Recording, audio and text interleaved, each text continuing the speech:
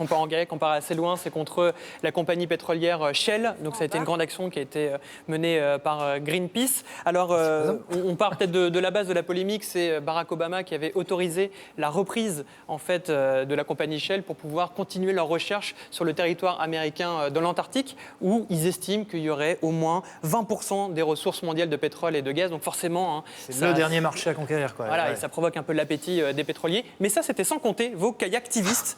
Oui, vous avez bien entendu, il s'agit bien de kayaktivistes. Donc, c'est des kayaks qui sont à coups de rame en train d'empêcher eh bien, la Polar Pier. Là, on est à Seattle. On est à Seattle. Et le but du jeu, c'était d'empêcher eh bien, le navire de passer pour aller rejoindre la mer de Chunky, où il y a de grandes ressources. Alors, les kayaktivistes ont pu empêcher le navire de partir pendant quelques heures avant que les autorités arrivent. C'est un kayak barrage, c'est ça? Voilà, c'est un kayak barrage, exactement. Avant que les autorités arrivent et libèrent le passage. Mais en tout cas, le message est passé. En septembre, il y a eu de nouveau une opération, cette fois menée par la comédienne et l'actrice, la star Emma Thompson, qu'on peut voir ici, qui va leur apporter un petit cadeau au siège de Shell à Londres. Eh bien, un ours polaire, tout simplement. C'est joli quand même. Un ours polaire qui va... C'est pas encombrant en plus, ça passe tout seul.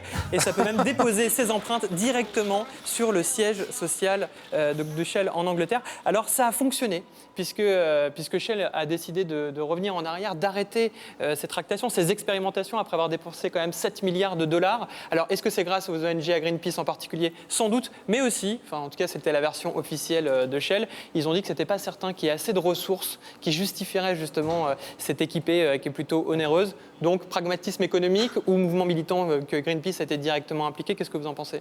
Je crois que c'est tout ça. Et d'ailleurs, Shell l'a dit assez clairement, quand ils ont renoncé à forer dans l'Arctique, ils ont fait un communiqué de presse qui mêlait à la fois des considérations économiques sur le fait qu'effectivement ça coûtait de plus en plus cher et que ça coûtait certainement trop cher en termes d'investissement. C'est un mauvais investissement, n'y allez pas. En tout cas là, c'est vraiment une victoire pour le coup. Ah oui, c'est une victoire. C'est une victoire. Ça fait nous 3 ans qu'on travaille sur la préservation de l'Arctique. Les deux acteurs principaux sur lesquels on était engagés, c'était Shell d'un côté, Gazprom, les Russes de l'autre. On a réussi à faire renoncer Shell. Alors, on espère définitivement, pour l'instant, c'est pas encore ça, mais on espère définitivement. Maintenant, il faut qu'on arrive à faire renoncer Gazprom aussi. Et vous avez remercié Emma Thompson, donc? Emma Thompson, elle est un fort soutien. Et par ailleurs, l'ours polaire en question, il devait lui aussi être à Paris pour la Grande Marche avant le... Il n'y sera pas alors? Non, état d'urgence. pour l'instant, on n'a plus l'autorisation. Mais ramenons l'ours. Il faut qu'on trouve un ours désobéissant.